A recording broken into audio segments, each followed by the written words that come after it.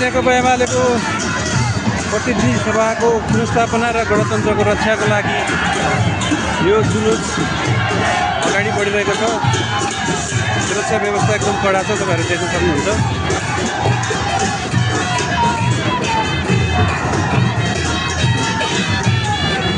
आजको उहाँको प्रमुख नारा भनेको संसद पुनर्स्थापना नै हो। हजारौंको सङ्ख्यामा यहाँ नेकपा एमालेका कार्यकर्ताहरू आएर प्रदर्शन गरिरहनु भएको छ बाजा गाजा सहित।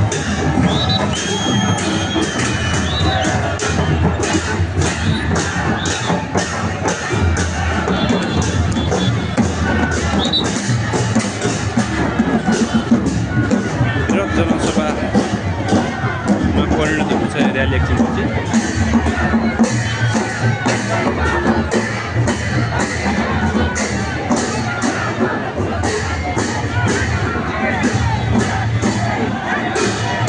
नेकपा एमाले आफ्ना सबै भारतीय सङ्गठनहरू पनि सडकमा उतारेको छ।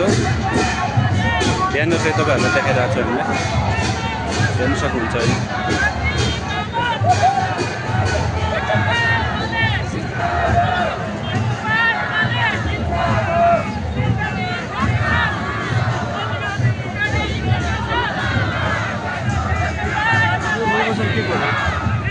त्यो राष्ट्रिय सुरक्षा गठन गरेको थियो नि, अस्ति हिजो गठन गरेको त्यसकै हो यो झन्डा।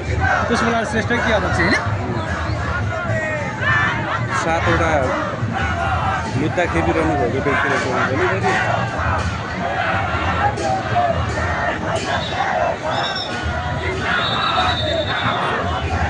युथ फोर्सको हो कि अघि उता आएको थियो?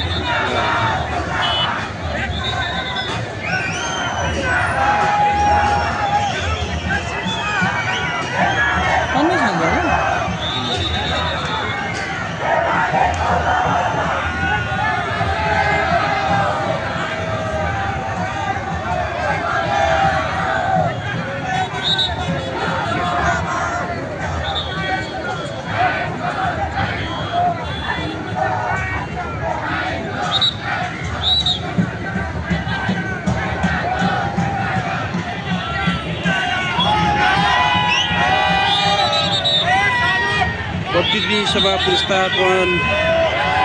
पुनर्स्थापना गर, मलको सहज आपूर्ति गर जस्ता नाराहरू लगाइरहनु भएको छ। ल हेर्न सक्नुहुन्छ तपाईँको।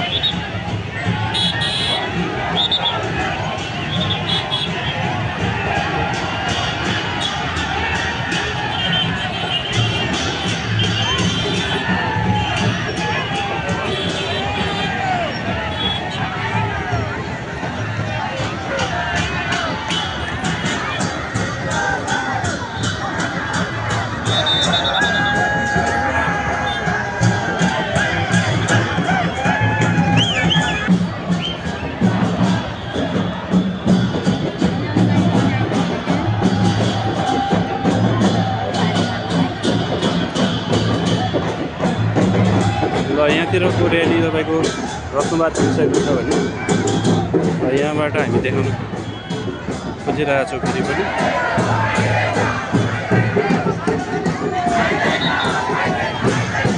प्रतिगमन विरुद्धको जनप्रदर्शन भनेर शान्तिपूर्ण प्रदर्शन गरिरहनु भएको छ। उहाँको संसद पुनर्स्थापनाको मुख्य एजेन्डा रहेको छ भने देशद्रोहीलाई कारबाही गर जस्ता नाराहरू लगाइरहनु भएको छ।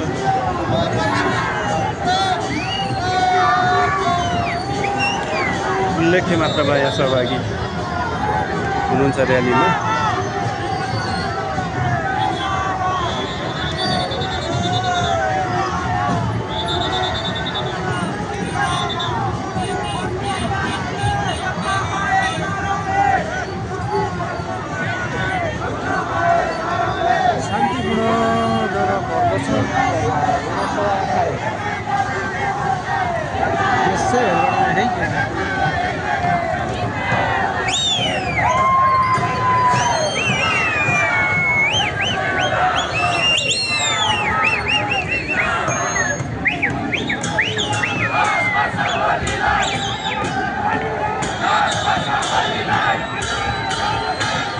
लोकतन्त्र र संविधानको रक्षाको लागि शान्तिपूर्वक प्रदर्शन तथा जनसभा त्रिकुटी मण्डपमा हुनेछ।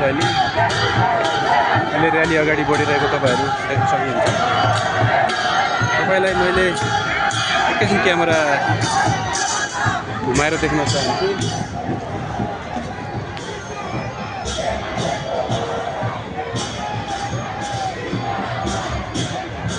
हजारौँ सङ्ख्यामा एमालेका कार्यकर्ताहरूलाई जुलुस निकालेर प्रदर्शन गरिरहनु भएको तपाईँहरूलाई देखाइरहेको छु।